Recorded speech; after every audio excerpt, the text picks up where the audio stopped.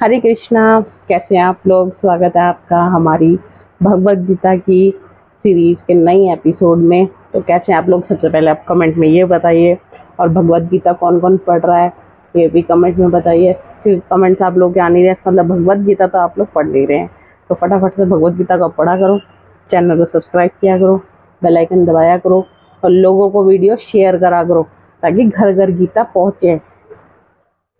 तो चलते हैं, आज अध्याय दूसरा हम स्टार्ट करने वाले हैं। तो जल्दी से मैं भगवत गीता ओपन करती हूँ और अध्याय शुरू करते हैं। और बाकी आप लोगों की ज़िंदगी में अगर कोई प्रॉब्लम है तो वो भी आप मुझे कमेंट कर सकते हो। तो चलते हैं और स्टार्ट करते हैं। तो सबसे पहले मैं भगवत गीता खोल लेती हूँ अपनी। और ये देखो हमारा मोरपंख। सबसे पहले भगवत गीता में हम लोग ये मोरपंख को ज़रूर रखते हैं, आप सब ने भी ज़रूर रखी होगी। तो चलो अब स्टार्ट करते हैं। ये रहा दूसरा अध्याय। और जो मेरी वीडियो पहली बार देख रहे हैं वो लिंक पे जाके क्लिक करके पहला अध्याय के दोनों पार्ट देख सकते हैं, उसका महत्व भी देख सकते हैं। तो चलो अब स्टार्ट करते हैं। संजय बोले, दूसरे अध्याय में संजय बोले, हे धृतराष्ट्र। तब कृष्ण दायुक्त नेत्रों में आंसू भरकर व्याकुल चित अर्जुन से बोले, हे अर्जुन, अनार्थ की सेवा करने योग्य अपयशकारक नरक में गिरने वाला मोह इस समय तुम्हारे मन में कहाँ से आया? तुम कायर मत बनो। अर्जुन ने कहा, हे मधुसूदन, मैं रण में भूमि में पूज्य भीष्म और द्रोणाचार्य के ऊपर बाण प्रहार कर कैसे युद्ध को करूंगा? इस लोक में महात्मा गुरुजनों को ना सताकर भीख मांगकर भोजन करना उत्तम है। मैं किसी भी महात्माओं को, गुरुजनों को सत्कार नहीं कर सकता, तो ये करना मेरे लिए कैसे उत्तम होगा? और अर्थ की कामना के लिए तो गुरुजनों को मारकर उनके रक्त से बने भोगों को कैसे भोगूंगा? हमने नहीं जानते कि युद्ध में हम दोनों में से कौन जीतेगा। यदि हम जीत भी लेंगे तो भी जिनको मार हम जीवित रहना नहीं चाहते, वे धृतराष्ट्र के पुत्र हमारे सामने प्रस्तुत हैं। दीनता से मेरी स्वाभाविका वृत्ति नष्ट हो गई और धर्म के विषय में मेरा चित्त मोहित हो गया है। मैं आपसे पूछता हूँ, निश्चय करके मेरा भला हो वह मुझसे समझा कर कहिए, क्योंकि मैं आपका शिष्य हूँ और आपकी शरणों में, अतः मुझे ज्ञान दीजिए।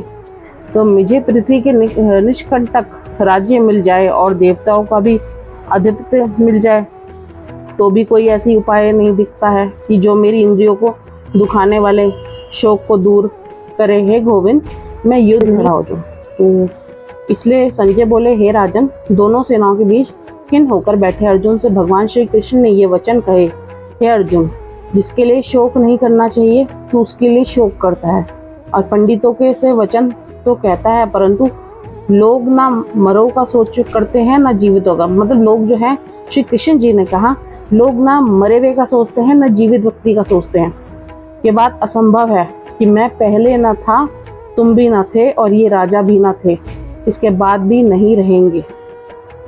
जैसे देहद्रोही की इस देह का लड़कपन जवानी बुढ़ापी होती है, इसलिए पंडित लोग मोक्ष को प्राप्त नहीं होते। इंद्रियों की शब्दादि विषयों का संयोग, जाड़ा गर्मी आदि सुख दुख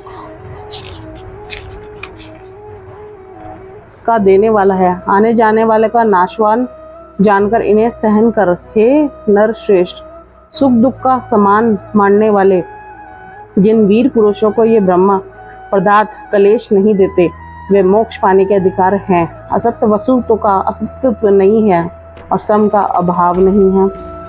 इस प्रकार दोनों का ही तत्व ज्ञानी पुरुषों ने देखा, जिससे ये सारा संसार व्याप्त है। उसका विनाश करने में कोई सामर्थ्य नहीं है।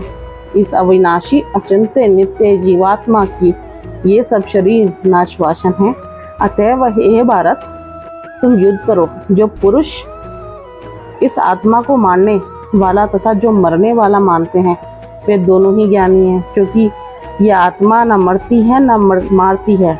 आत्मा न कभी जन्मती है न मृत्यु को प्राप्त होती है, न कभी जन्मी थी और न कभी मरेगी। ये अजन्मा नित्य, कभी न घटने बढ़ने वाली और सनातन है। नष्ट होने पर भी ये नाश को प्राप्ति नहीं होती। जो पुरुष इस आत्मा को नित्य अविनाशी, निर्विकारी और अजन्मा जानता है, वे किसको घात कराएगा और किसको मारेगा। जिस प्रकार मनुष्य पुराने वस्त्र फेंककर नया वस्त्र ग्रहण करता है, उसी प्रकार आत्मा पुरानी देह को छोड़कर नई देह को धारण करती है। आत्मा का शस्त्र नहीं काट सकते, अग्नि जला नहीं सकती, जल भिगो नहीं सकता, ना भीग या गल सकती है और ना सूख सकती है। यह अविनाशी, सर्वव्यापी, स्थिर, अचल और सनातन है। ये इंद्रियों से जाना नहीं जा सकता, ये कल्पना से भी परे है, इनमें हेरफेर नहीं हो सकता है। इसलिए ऐसा जानते हुए तुम्हें शोक करना उचित नहीं है। महाबाहो, यदि तुम इस आत्मा को नित्य जन्म लेने वाले मानते हो तो तुम भी शोक नहीं करना चाहिए। तो क्योंकि जो जन्मा है उसकी मृत्यु है, और जिसकी मृत्यु हुई है उसका जन्म होना निश्चय है। जो एक बार जन्म लेता है उसकी मृत्यु तय होती है, और जिसकी मृत्यु होती है वो दूसरी जगह जन्म जरूर लेता है। ये श्री कृष्ण जी ने अर्जुन से कहा। जो बात अनिवार्य है उसके लिए सोच करना अनिवार्य है, उसके लिए सोच करना व्यर्थ है। जन्म लेने से पहले क्या था किसको मालूम था। आपने जन्म लिया, श्री कृष्ण जी का आपने जन्म लिया, तो आप ये बताओ आप में से कितने लोगों को ये पता है कि आप पहले क्या थे। ये तो हमें नहीं पता, इसका ज्ञान तो किसी को भी नहीं है कि हम इससे पहले क्या थे। तो जब इसका ज्ञान ही नहीं है, मध्य में कुछ प्रकट होता है, फिर मरने से पीछे क्या होगा कोई नहीं जानता। जब हमारी मृत्यु होती है तो हमारा एक मित्र शरीर वहाँ पड़ा होता है, किसी को नहीं पता होता कि कौन हमारे पीछे रो रहा है, कौन हमारे पीछे नहीं रो रहा है। मृत्यु होने के बाद मनुष्य को कोई ज्ञान नहीं होता है, क्योंकि वो एक शरीर हो जाता है, उसमें कोई आत्मा नहीं होती। क्योंकि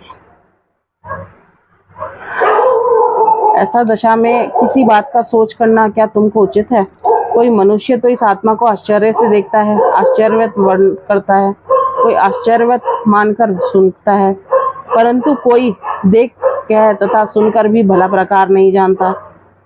सबके शरीर में यह आत्मा नित्य विनाशी है, अतः सब प्राणियों के लिए तुमको सोचना करना उचित नहीं है। अपने धर्म को भी सोचकर घबराना नहीं, क्योंकि क्षत्रिय धर्म पूर्वक युद्ध से बड़ा और कुछ भला करने वाला नहीं है। हे पार्थ, बिना इच्छा किए स्वर्ग का दारू रूप युद्ध तुमको स्वतः प्राप्त हुआ है। ऐसा सोअवसर भाग्यवान क्षत्रियों को ही मिलता है।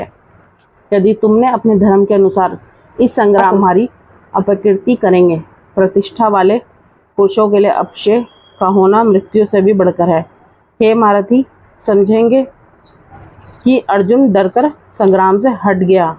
श्री कृष्ण जी ने अर्जुन से कहा कि तुम्हारे बारे में सभी यही लोग सोचेंगे कि तुम डर के हट गए, कोई ये नहीं सोचेगा कि तुम क्यों युद्ध से पीछे हट रहे हो, क्योंकि तुम अपने को मारना नहीं चाहते। तो और तब जो लोग तुम्हारा पराक्रम की निंदा करते हुए अनेक तरह के दुर्वचन कहेंगे, इससे बढ़कर दुर्भ तुम्हें क्या होगा। यदि युद्ध में नष्ट हो गए तो स्वर्ग की भागी होंगे, जीतने पर पृथ्वी का राज्य करोगे। इसलिए युद्ध के नियमित दृढ़ प्रतिज्ञा होकर खड़े हो जाओ। सुख दुख लाभ हानि जय पराजय सबको सम्मान समझकर युद्ध के लिए तैयार हो जाओ। ऐसा करने से तुम पाप को प्राप्त नहीं होंगे। तो ये था आज दूसरे अध्याय का पहला पार्ट। तो कल हम करने वाले हैं दूसरा पार्ट, मतलब जो आगे का सेकंड पार्ट है, तो वो हम दोबारा कल करेंगे। उसके हम इसका महत्व बताएंगे। अभी तक जो हमने कथा पढ़ी उसका अर्थात सिर्फ यही है कि किसी भी चीज़ से कभी डरना नहीं चाहिए, कभी पीछे नहीं हटना चाहिए, क्योंकि जब लोग निंदा करते हैं ना तो हम बर्दाश्त नहीं कर पाते। मनुष्य ऐसी चीज़ है जो बर्दाश्त नहीं कर पाते, क्योंकि उसकी ना बुद्धि ऐसी हो जाती है, मनुष्य वही सोचने लगता है कि मेरे साथ ऐसा हुआ, क्योंकि कोई किसी के बारे में ये नहीं सोचता कि उसने ऐसा क्यों करा होगा। या आप लोगों के साथ भी ऐसा ही होता होगा कि कभी आप किसी के साथ कुछ कह भी देते होंगे ना, किसी अपने को भी कुछ कह देते होंगे, उसके पीछे का जो रीज़न होता है ना उस चीज़ को कहने का, वो कोई नहीं समझता। इसलिए डरो मत। जो कहते हैं ना, जो चीज़ आई, जो विपदा आई होंगे, सब लोग सदा तुम्हारी अपकीर्ति करेंगे। प्रतिष्ठा वाले पुरुषों के लिए अपक्षय का होना मृत्यु से भी बढ़कर है। हे महारथी, समझेंगे कि अर्जुन डरकर संग्राम से हट गया। श्री कृष्ण जी ने अर्जुन से कहा कि तुम्हारे बारे में सभी यही लोग सोचेंगे कि तुम डर के हट गए, कोई ये नहीं सोचेगा कि तुम क्यों युद्ध से पीछे हट रहे हो, क्योंकि तुम अपने को मारना नहीं चाहते। तो और तब जो लोग तुम्हारा पराक्रम की निंदा करते हुए अनेक तरह के दुर्वचन कहेंगे, इससे बढ़कर दुर्भ तुम्हें क्या होगा। यदि युद्ध में नष्ट हो गए तो स्वर्ग की भागी होंगे, जीतने पर पृथ्वी का राज्य करोगे। इसलिए युद्ध के नियमित दृढ़ प्रतिज्ञा होकर खड़े हो जाओ। सुख दुख लाभ हानि जय पराजय सबको सम्मान समझकर युद्ध के लिए तैयार हो जाओ।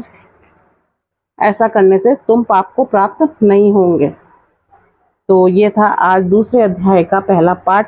तो कल हम करने वाले हैं दूसरा पार्ट, मतलब जो आगे का सेकंड पार्ट है, तो वो हम दोबारा कल करेंगे। उसके हम इसका महत्व बताएंगे। अभी तक जो हमने कथा पढ़ी उसका अर्थात सिर्फ यही है कि किसी भी चीज़ से कभी डरना नहीं चाहिए, कभी पीछे नहीं हटना चाहिए, क्योंकि जब लोग निंदा करते हैं ना तो हम बर्दाश्त नहीं कर पाते। मनुष्य ऐसी चीज़ है जो बर्दाश्त नहीं कर पाता, क्योंकि उसकी ना बुद्धि ऐसी हो जाती है, मनुष्य वही सोचने लगता है कि मेरे साथ ऐसा हुआ, क्योंकि कोई किसी के बारे में ये नहीं सोचता कि उसने ऐसा क्यों करा होगा। या आप लोगों के साथ भी ऐसा ही होता होगा कि कभी आप किसी के साथ कुछ कह भी देते होंगे ना, किसी अपने को भी कुछ कह देते होंगे, उसके पीछे का जो रीज़न होता है ना उस चीज़ को कहने का, वो कोई नहीं समझता। इसलिए डरो मत। जो कहते हैं ना, जो चीज़ आई, जो विपदा आई उसे स्वीकार करो, क्योंकि हमारे साथ श्री कृष्ण बैठे हैं, हर इंसान के साथ बैठे हैं, हर मनुष्य के साथ बैठे हैं। तो मिले आप लोग कर लो चैनल को सब्सक्राइब और इस भागवत को ना शेयर ज़रूर करा करो। आप लोग शेयर नहीं करते तो पता है, और आप शेयर करा करो और कमेंट में ज़रूर बताया करो। अब मिलेंगे अगले वीडियो में कल दोबारा। जय श्री कृष्णा, हरि बोल।